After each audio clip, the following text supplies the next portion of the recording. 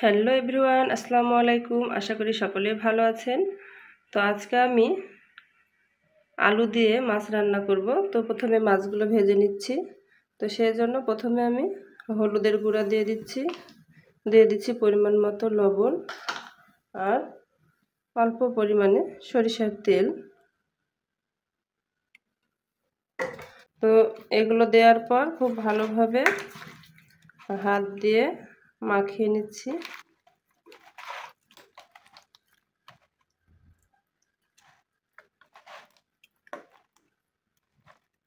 তো মাছে হলুদ লবণ মাখানো হয়ে গেল। এখন এগুলো আমি ভেজে নেব।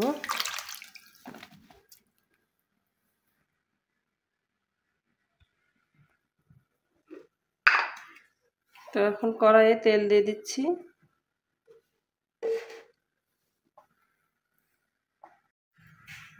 তো তেলটা গরম হয়ে গেছে, এখন আমি মাছগুলো ভেজে নিব।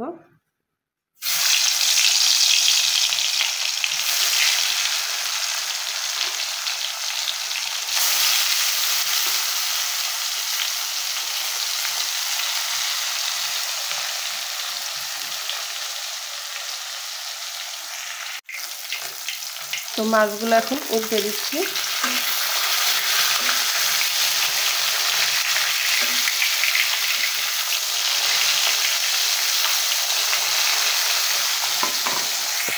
এই পিঠটা এভাবে ভেজে দিব। তো মাছগুলো ভাজা হয়ে গেছে, এগুলো এখন আমি তুলে নিচ্ছি।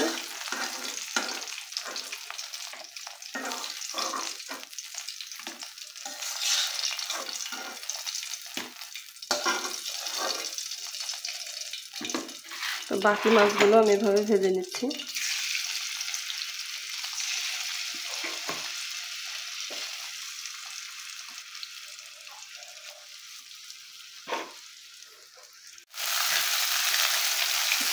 তো বন্ধুরা, এই মাছগুলো আমি এখন একটু উল্টে পাল্টে ভেজে নিচ্ছি।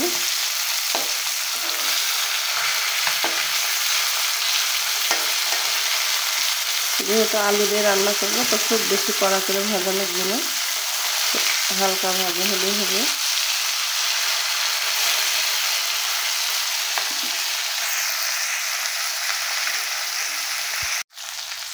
তো বন্ধুরা, মাছগুলো ভাজা হয়ে গেছে, তো এগুলো উঠিয়ে নিচ্ছি।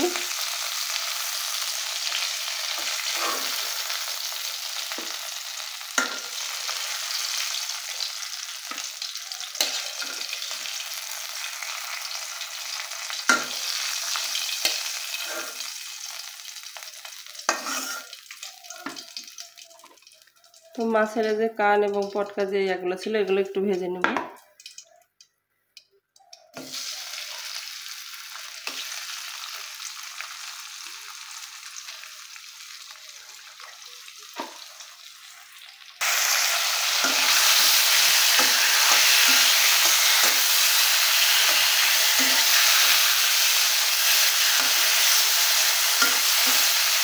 আপনারা হয়তো অনেকে এগুলো খান না, কিন্তু আমাকে খুবই ভালো লাগে খেতে।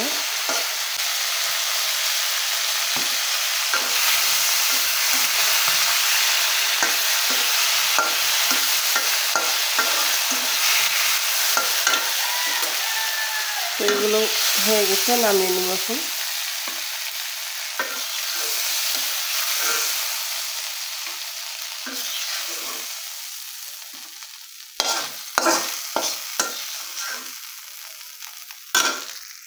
তো এই কড়াইয়ে এখন একটু তেল দিয়ে আমি মশলা কষিয়ে নেব মাছ রান্নার জন্য। তো প্রথমে তেল দিয়ে পেঁয়াজগুলো দিয়ে দিচ্ছি, তারপর দিয়ে দিচ্ছি লবণ,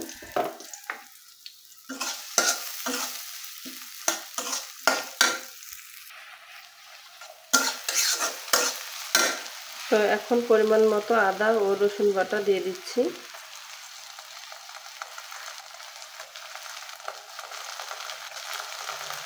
দিয়ে দিচ্ছি হলুদের গুঁড়া,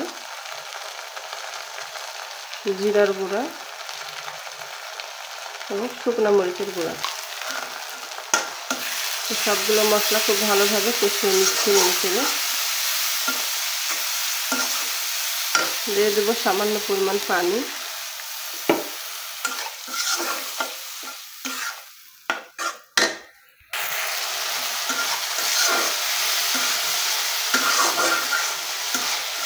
তো মশলা কষানো হয়ে গেল, এখন আমি কেটে রাখা আলুগুলো দিয়ে দিচ্ছি। আলুগুলো খুব ভালোভাবে কষিয়ে নেব।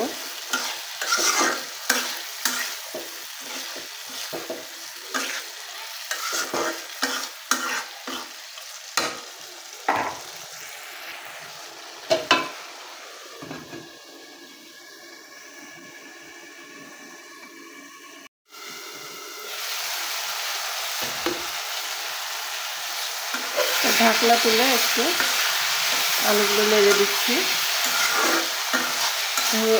নেড়ে ফেড়ে না দিলে তলায় লেগে যাবে।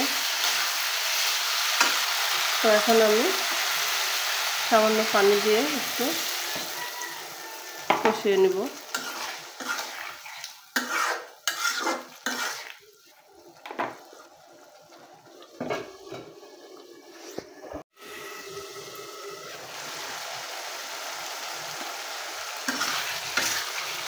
তো বন্ধুরা দেখতে পাচ্ছেন যে আমার আলুটা কষানো হয়ে গেছে।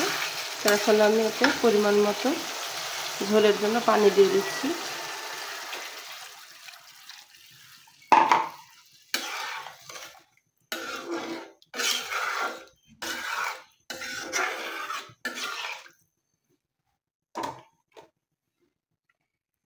তো এটাকে এখন ঢাকনা দিয়ে বেশ কিছুক্ষণ জাল দিয়ে একটু ফুটিয়ে নেব।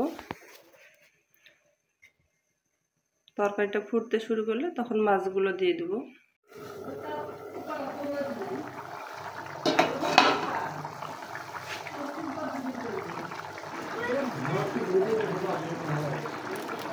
তো এখন মাছগুলো দিয়ে দিচ্ছি তরকারির ভিতরে। একটা একটা করে সবগুলো মাছ এখন আমি উপর দিয়ে বিছিয়ে দিচ্ছি।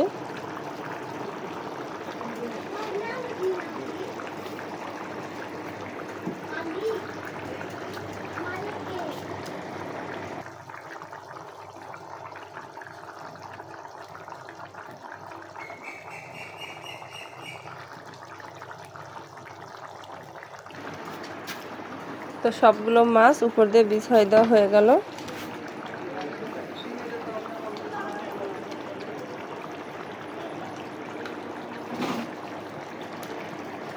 তো এটা এখন আমি একটু নাড়াচাড়া করে তারপর ঢাকনা দিয়ে ঢেকে আর কিছুক্ষণ জাল দিয়ে নেব। তো বন্ধুরা আমার এই মাছ রান্নার ভিডিওটি যদি ভালো লেগে থাকে তাহলে অবশ্যই আমার চ্যানেলটি সাবস্ক্রাইব করবেন এবং লাইক কমেন্ট ও শেয়ার করবেন। আর এখন এই যে একটু ধনে এবং জিরার গুঁড়া উপর দিয়ে ছিটিয়ে দিচ্ছি।